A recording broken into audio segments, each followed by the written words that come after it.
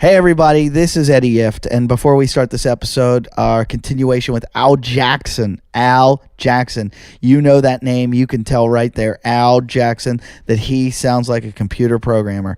Well, he's not. He's a comedian, funny guy, great episode. I'm here with Farside, who's going to do the intro because apparently I don't do them well. So, I'm here to win you over. Lalit is playing with a dog and not playing with herself, which is nice. And I was just hoping that we could bother you for your time on the internet. All right, Eddie. All right, shut up. Here's what you do. Just go to our website, JimandEddieTalkShit.com. JimandEddieTalkShit.com. There's packages that you buy, DVDs, T-shirts, posters, whatever.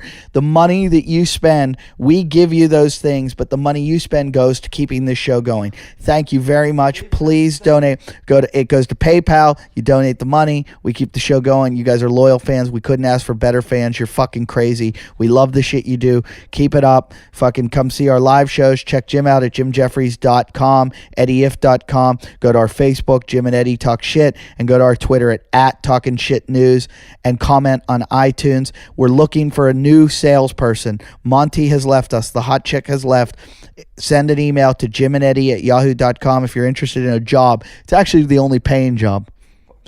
Yeah, sorry, Farside.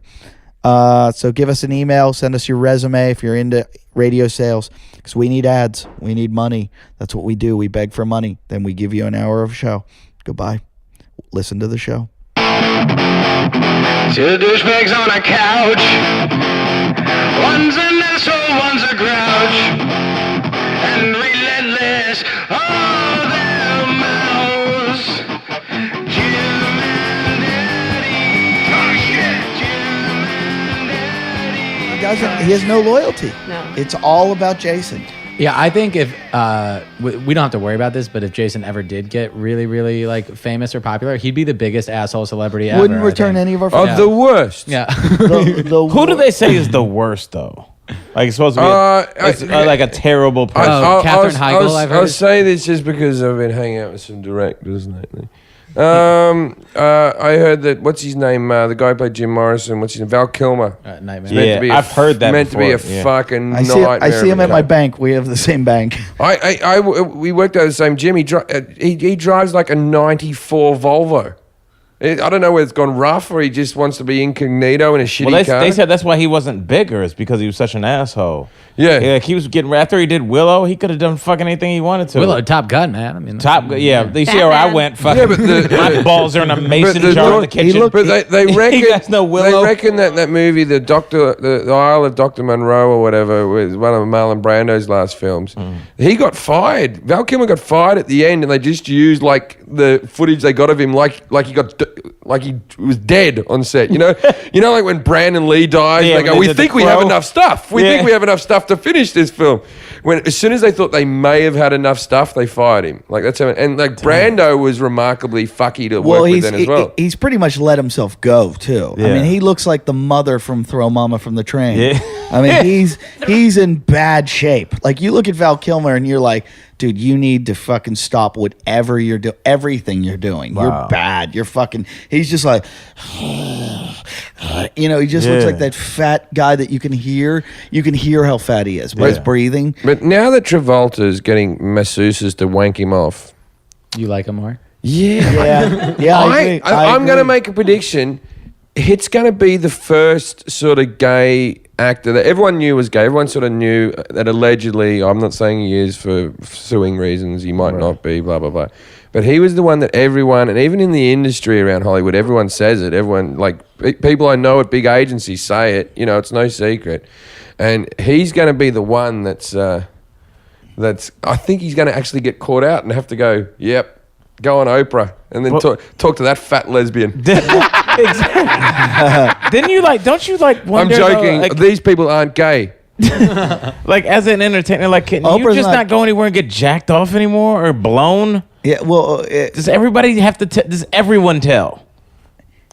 Not everyone tells. No, if he's in trouble with 2 guys are telling him, he's probably fucked 100 guys and only 2 of them are told. That's what you call the tip of the iceberg. So here's the thing: something pretty big has to happen. I know somebody, a friend of a friend, that's very like as famous as you can fucking get. He's massively famous, and he fucks everything. Thanks, Eddie. And it never comes out. You have to do it in a way that has a story behind it. Like you gotta like when Ray Fiennes fucked the flight attendant on the plane, or you fuck like somebody like you're straight and you fuck somebody. Smart celebrities. They sign non-disclosure agreements and they pay the people that they fuck a lot of money to not say anything. And if you do say something, we could sue the fuck out of you, and you're in breach of contract, and so on and so forth. Wow. Somebody, a famous comedian. But hookers never really dog people. Yeah, well, that's the same thing. But Or if you want to to fuck a girl that's not a hooker.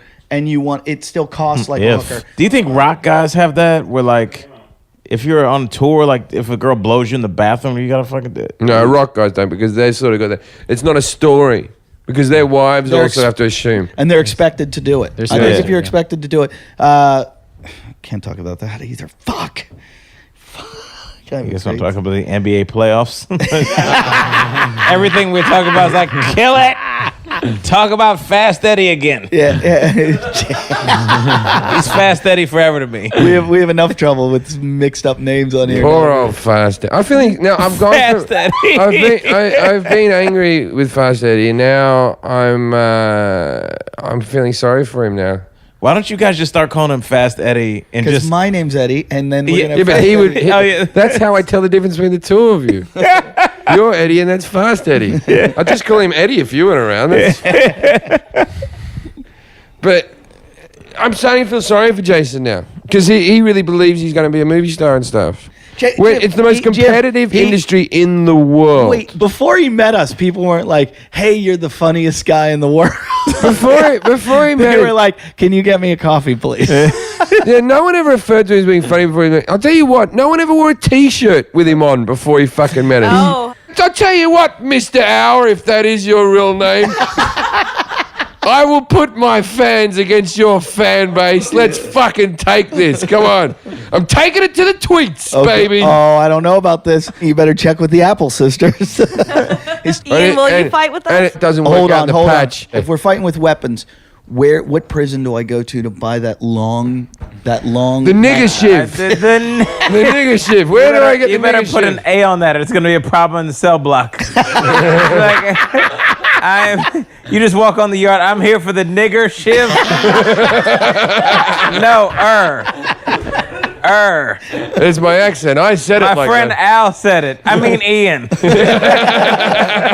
Yeah, dude. No, that's. I want to buy one of those shivs for my fight. Dude, you might have to fucking do something, dude. It's like you guys are starting some East Coast, West Coast. Oh, we have no problem. We you don't know what we fucked up the Apple sisters. I don't. He is Irish. There could be a car bomb waiting for us at the patch. Fucking good fellas. He's only 5 blocks away. Don't come over here. Jason, you can come back whenever you want. I look at it the same way as my dad looks at gay marriage. If you want to do that, all right. But if you change your mind, there's lovely girls over there.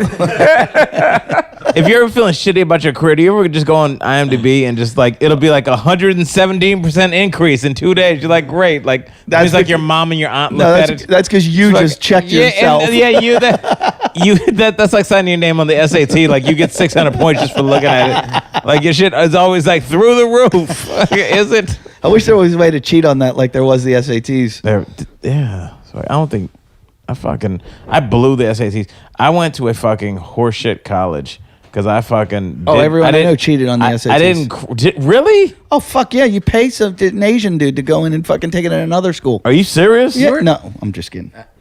I thought there've been enough movies made. I do know one kid that cheated on the SATs. He paid a guy to go to another school with his ID and just went in because they don't like card you like a bar. They're like, oh, here's your ID, and he went in. He took his SAT and he scored like a 1400. And then the dude with like a 2.0 GPA got into like a good school, but that kid's dead now. Okay.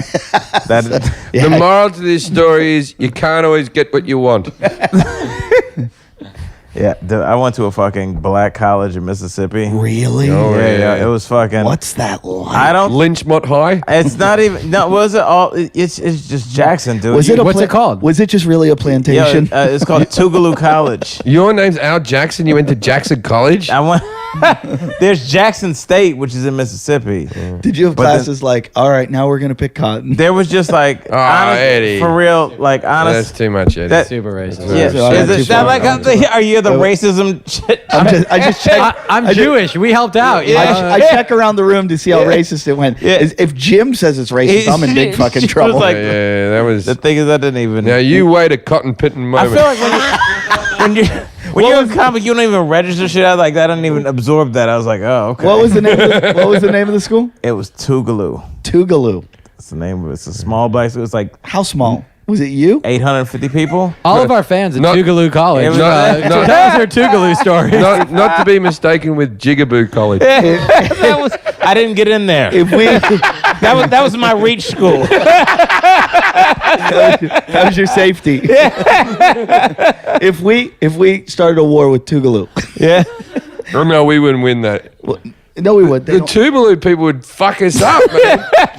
It's a black university in Jim. fucking Jackson. Jim, they don't have computers. Yeah. Hey, I've seen the show. They have that one that winds up. They got the one that runs on the generator. I donated it, I think. I fucking loved it. It was such a weird. I didn't realize how different. How was your ice hockey team? It was.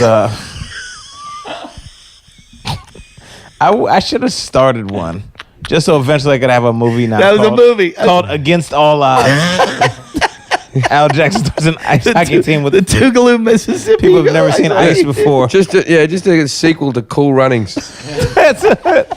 You guys start off rollerblading. Yeah, exactly. People are talking shit to us. You'll never make it. Guy gets his tooth knocked out. He's like, "That's my gold one." Yeah. I didn't know we were gonna be doing a bunch of Cool Runnings references. People watch that movie. That was like something I turned from every time. That movie made a lot of money. I didn't want to see that. It just seems so That movie. corny. That movie. But it made was from al- a true story. It made almost as much as speed dating. Speed dating.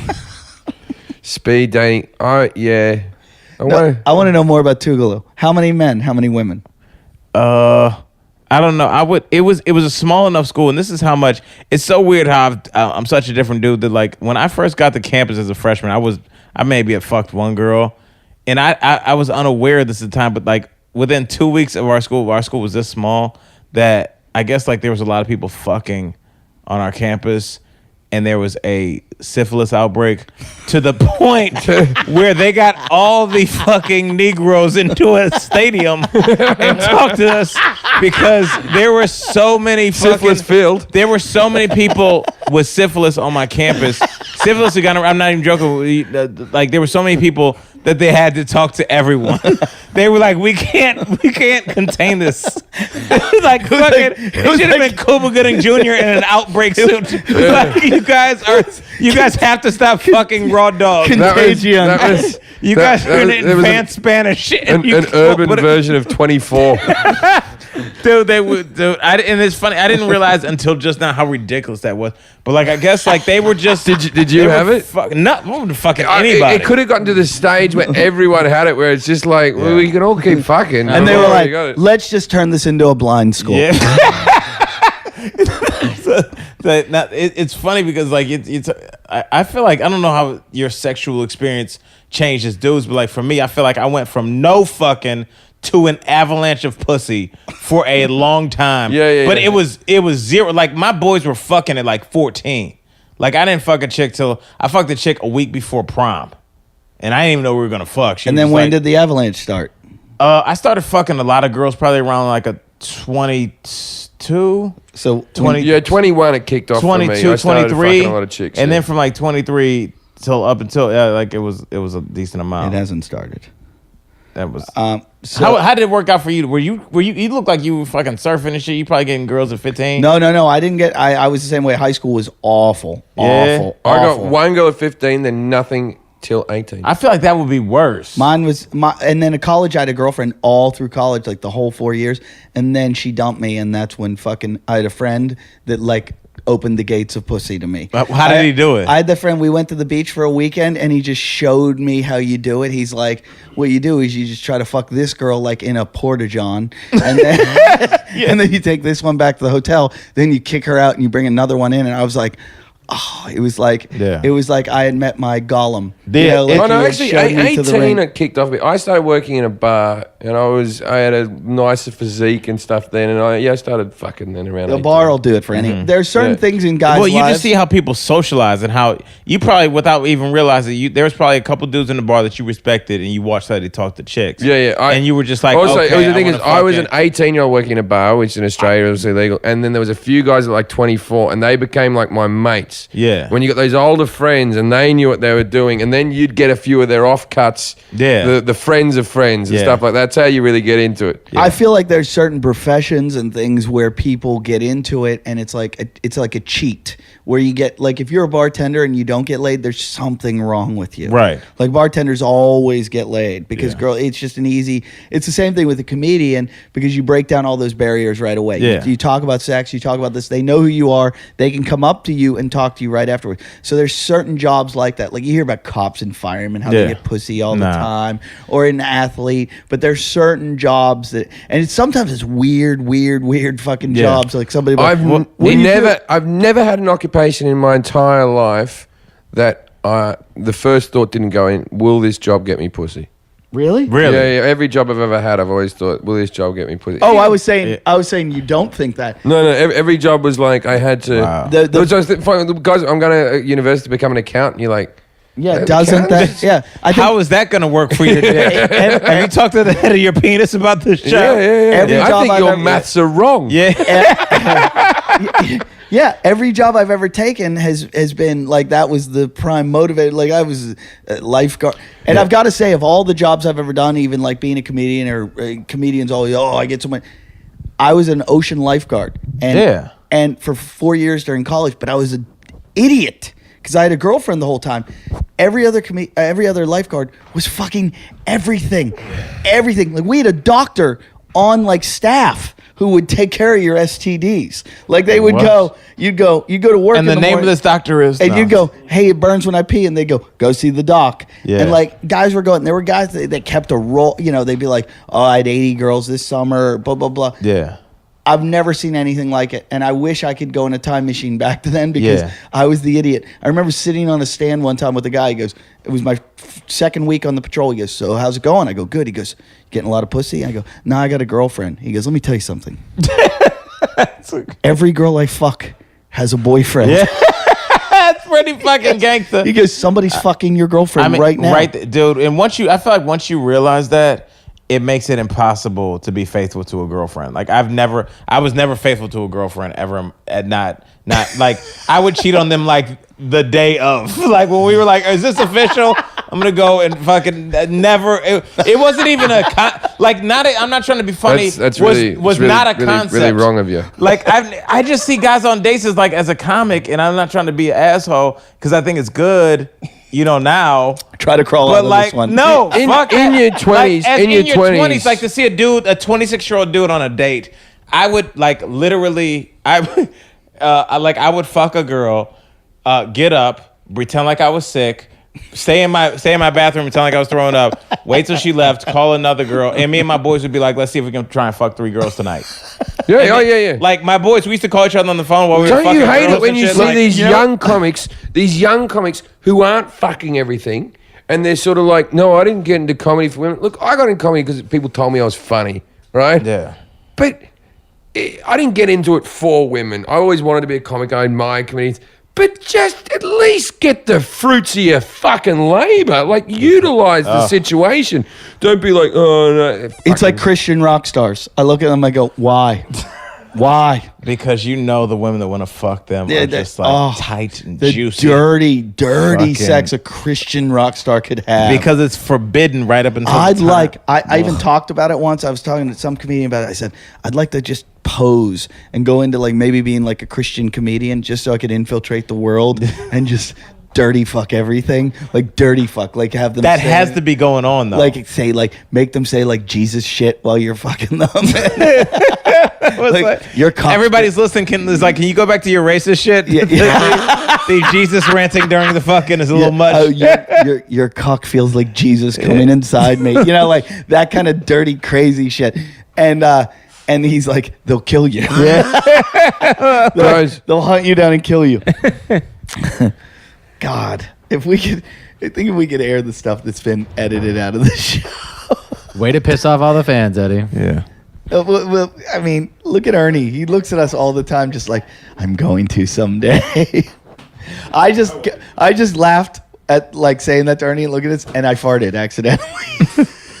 Yo, have y'all ever farted in front of a girl? Like not ever, but like in the last couple of years, in front of her, and you realize like you weren't trying to be funny and you just farted uncontrollably in front of her. All the time. But that never happened. Like ever, and you just go to get out of the bed and you fart in front of your wife, and you're like, well, I'm done with that. I'm done fucking tonight. There's a guy, Jay Davis, comedian Jay Davis. Yes, I know Jay. Jay Davis and his wife at the time are standing outside of Swingers, the restaurant. Yeah. And I had just eaten a cupcake, and it was the fucking best cupcake I'd ever eaten. And his wife had one in a takeaway box, and I pointed at it. She was holding it down by her waist, and I went, "I want to eat your cupcake so bad." And it sounded like I want to eat your pussy. Yeah. And everybody started laughing, and we were all laughing, and I laughed and I farted. And they just looked at me and went, Did you just fart? And I couldn't go, no. I just had to go, uh-huh. It helps if you're already laughing. I farted on the first day of university in front of all my new classmates before we knew each other's names. Like it was a drama school thing, right? So fucking musical theater and shit at university. So to begin with a university like that, it's like we're all going to play a game to get to know each other, right? So you have to throw the ball and then you catch it and you have to say the person's name. You have to say your name and then throw the ball. And then the game progresses. You have to remember everyone else's name. Is this and then a core exercise? you know what I mean? So you got to jump in the so you got to jump in the middle, grab the ball. So I jumped in the middle and I went jump, and I was about to go Jim, and I went. And I just met these guys like a second ago, and I was like, well, we'll be spending 3 years together. And there were how many kids in your school? In my university course? In your class. Was it as big as Tougaloo? 20. He went through, like Tougaloo, you had 800, so you had 200 a year. He had 20. 20 a year in that. That's like course. An X-Men class. Yeah, it's fucked up. Yeah, and we got told that he was the fart guy. 5 of us would complete the course, and it was like thousands of people auditioned for those 20 spots. Oh yeah, like it was a hard one to get into. And this was for singing or for a musical theater. It was the same thing that Hugh Jackman did. The same course. Can you give us a little bit musical? No. Come on, a little bit. No. Come on. I tell you what I do. I have satellite radio. I often do rock out to the Broadway station, and I know a lot of the words. I actually do too. I was raised on. My dad wanted me to be gay, so a lot of Rodgers and Hammerstein musicals. Explain this, Jesse. I'm curious. My dad loved musicals and wanted to be an opera singer, and so like really, we always listening and watching musicals. I still like musicals. Yeah, I was gonna say, do you still like them, or you at least respect them? I like them. Yeah, I mean, I don't Jesse, really watch much of the new ones, but Jesse, the old ones. Me and you, let's go see Follies. All right, I'm down. Yeah. Stephen Sondheim, it never got better than that, kid. I really would, because when Jim lived here, I used to hear him singing in the shower all the time, and I was like he went to this very prestigious school and was like a professional opera singer. And I got nodules. I can't sing anymore. And I was like, really? I didn't make that up. I really can't sing anymore. No, I believe that you were a singer, but I would just hear you in the shower and go, "This is it."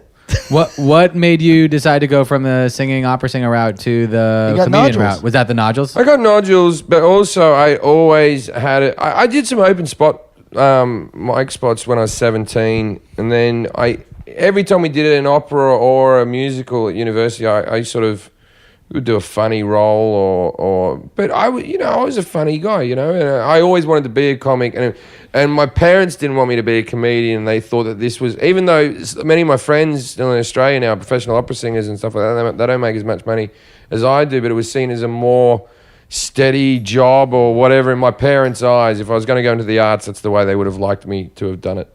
But now they don't care. No, now they don't care. Now I make money out of the word cunt.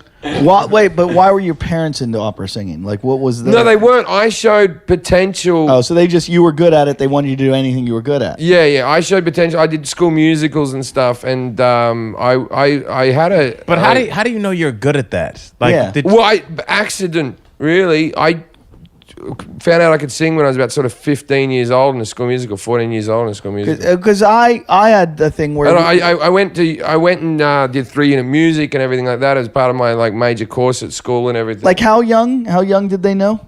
Oh, from the moment my voice broke, really. So, 13, 14. Because I had that when I was in school. I went to Catholic school and we were singing in church. And I remember the nun coming over and tapping me and go, just fake your singing. Like, are you serious? I swear to God. Like she went, fake your singing. Like you're ruining it like forever. how you fake your God.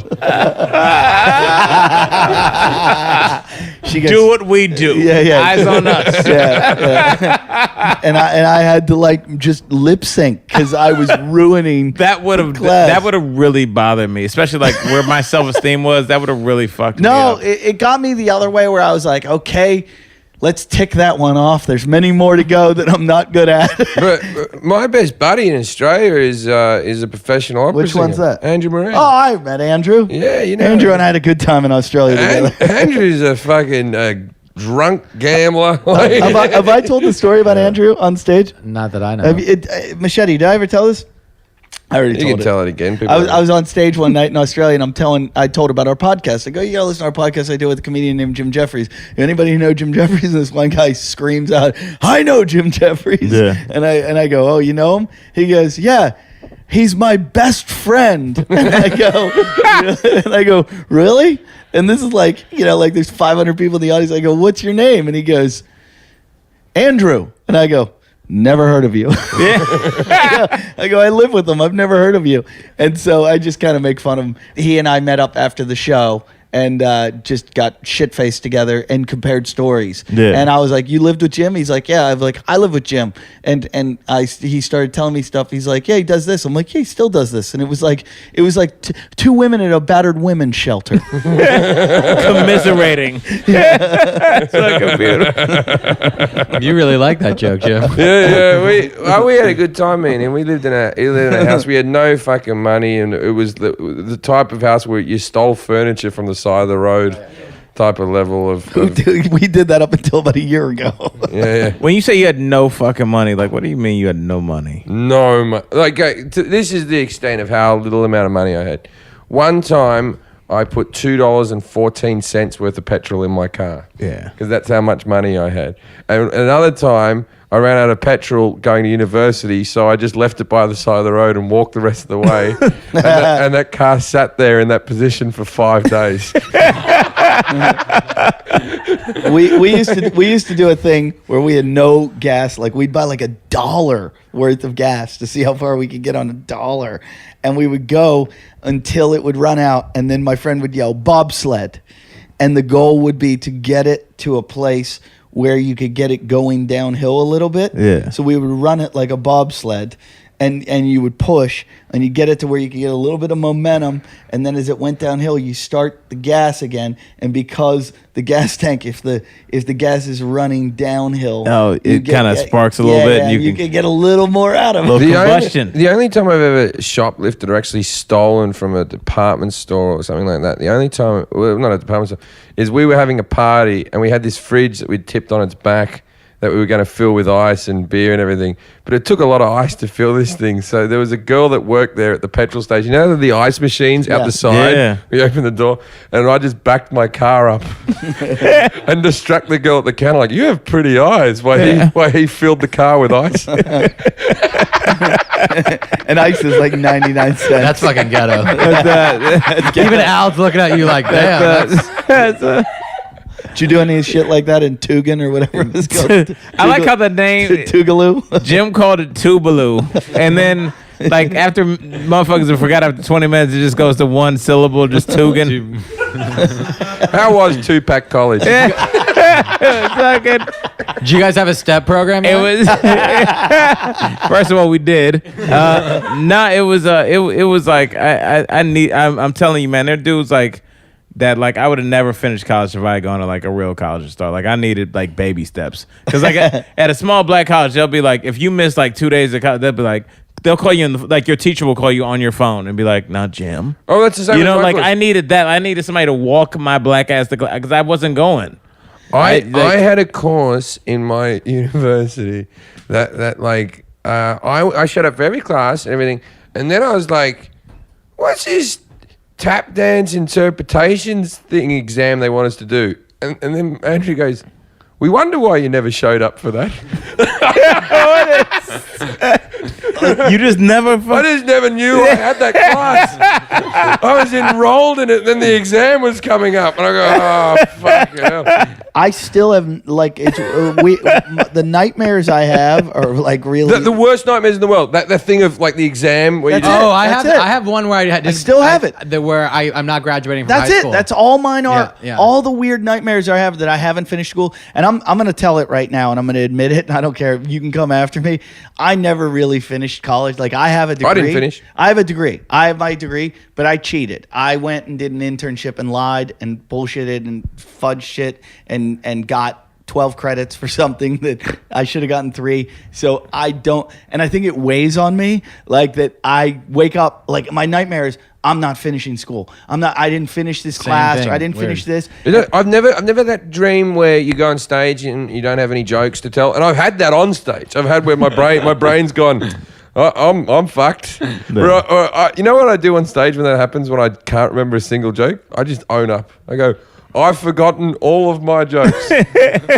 Can someone please give just a moment? I was in Vegas. Got one.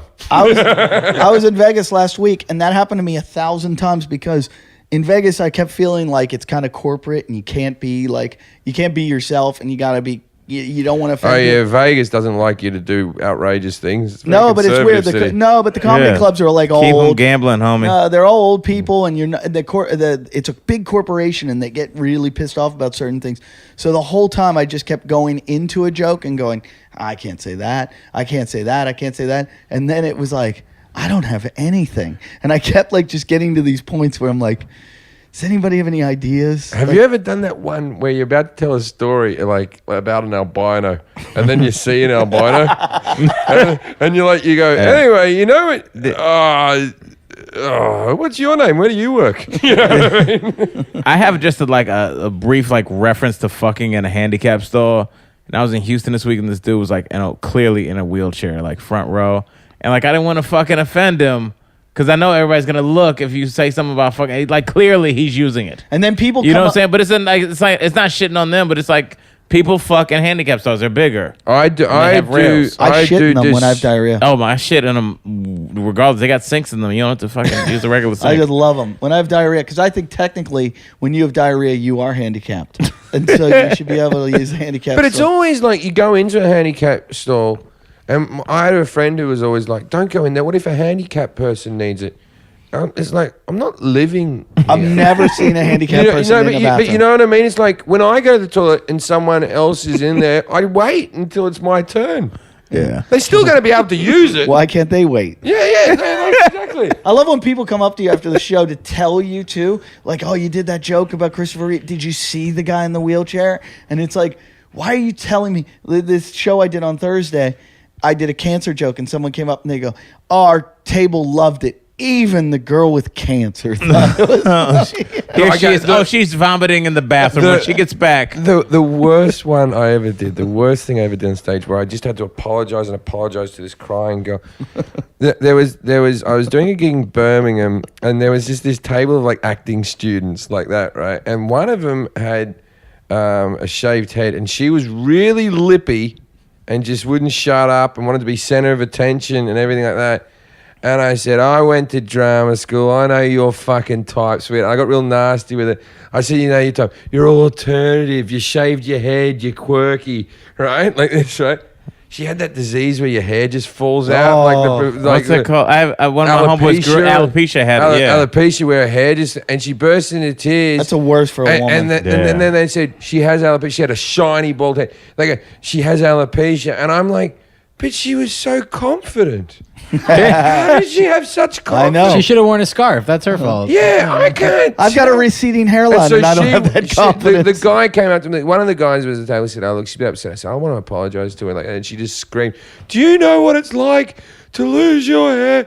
And I said, "I do. It's just a lot slower than I assume what you're going through." I know that doesn't make. I couldn't apologize enough to her.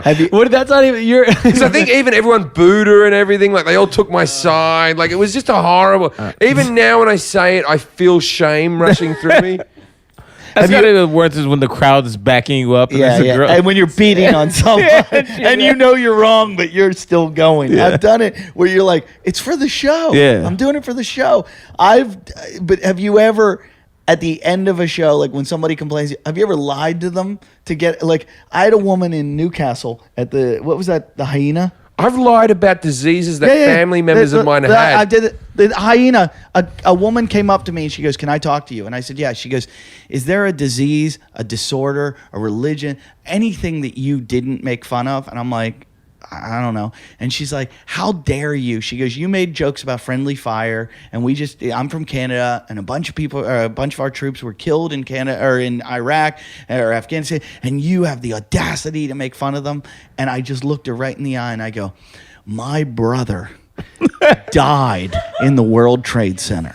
I go, "He died, and the way that I get through it is by getting up here and telling jokes, and that's the way. How dare you fuck?" And I just started yelling at her to the point where she started apologized. Yeah, didn't she? yeah. And then I've done things like that. and as a comedian, you can get so committed where you're like, I can you really fool myself. I can fool myself that I'm a good actor. Yeah. I one of the great ones that I did. I used to do a joke years ago. I don't think it ever got in the term.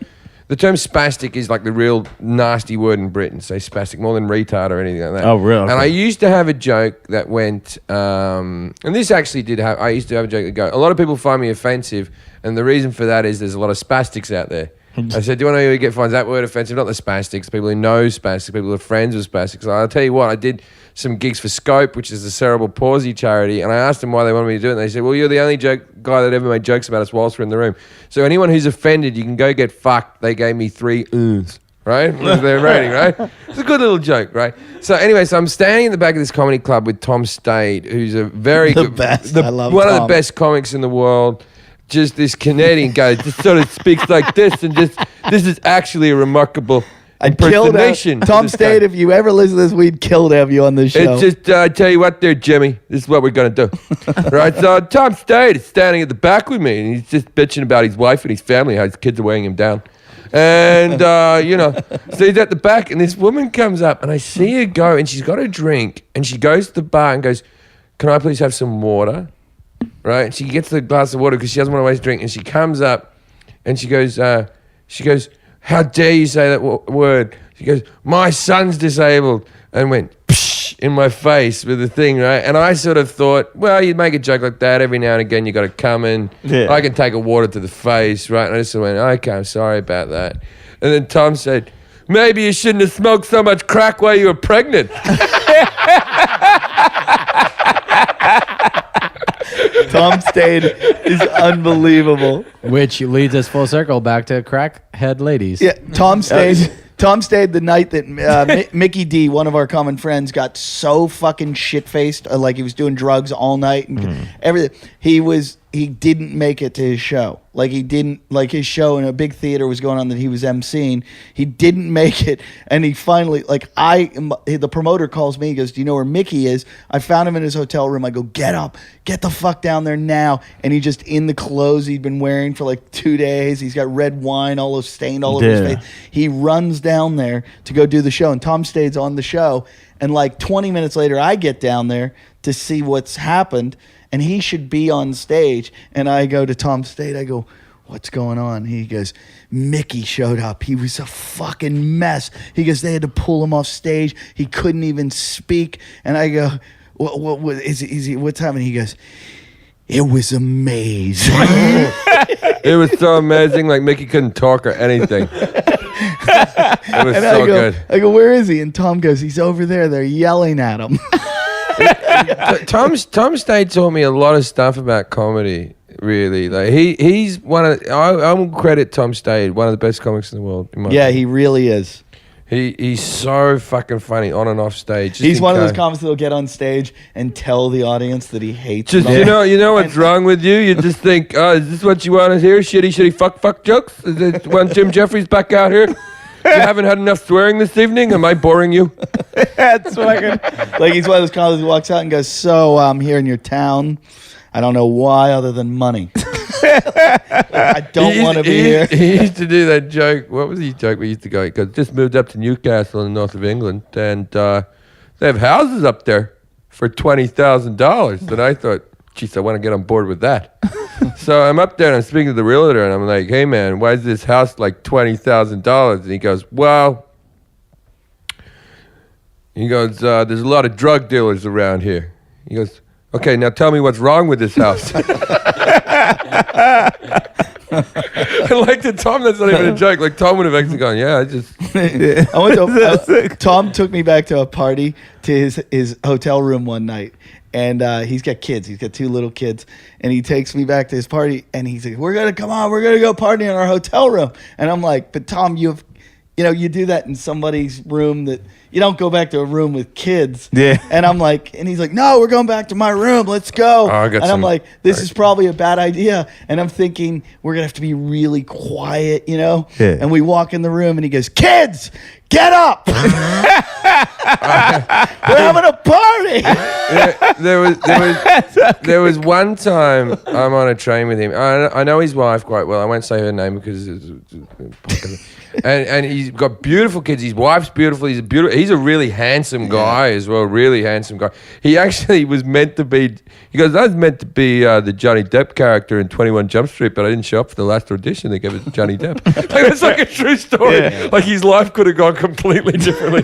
So we're on a train in Britain, and his wife's gone off to the food cart bit of the train to come back and everything.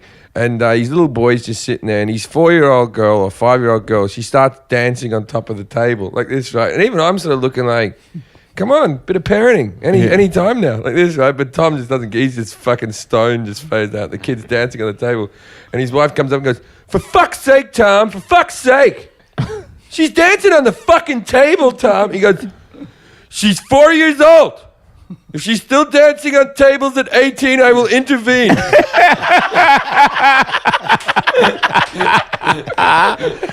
That's a hot ass line. Holy shit. He's the best, Tom Stade. All right, that'll wrap it up. Yeah, that's a good. That's the only way to end it. That's some funny shit. Al Jackson, you made it 2 episodes. Oh shit! I feel special. You are special. I got my name. I got my name at the end of the podcast, like Tina Turner. We rarely do that. You made a double episode. Yes, that was a good one. It's fucking dope. And you can take that little pit bull home with you. Yeah, I fucking love this. I'm going to the bathroom. Everyone, good night. All right, so I'll close it up. Thank you guys for listening. Al, anything to plug? Just my Twitter, Al Jackson Comedy. Listen to Al Jackson Comedy. Thank you, Al. It was fucking awesome. Yeah, I got love for y'all. Jim is going to be May 31st, June 2nd, West Palm Beach Improv, and June 8th to 10th, San Jose Improv, June 15th to 17th, Bray Improv. Just go to improv.com, look up Jim Jeffries. That's all you got to do. I'm at, this will play after it, so never mind. I'm not at Morty's. I'm in Seattle. I'm coming. Where else am I? Flappers, Burbank, California, and then Australia. I got a whole fucking month in Australia. So I'll see you in Australia. And that's it. Just go to our Twitter. Live show. Come see us. And we're going to let Jason come. We might not let him on the show. We'll be doing a lot to Jason. So come see us June 14th at the Paris. The Paris in Las Vegas. Tickets available at jimandeddytalkshit.com. Goodbye. What?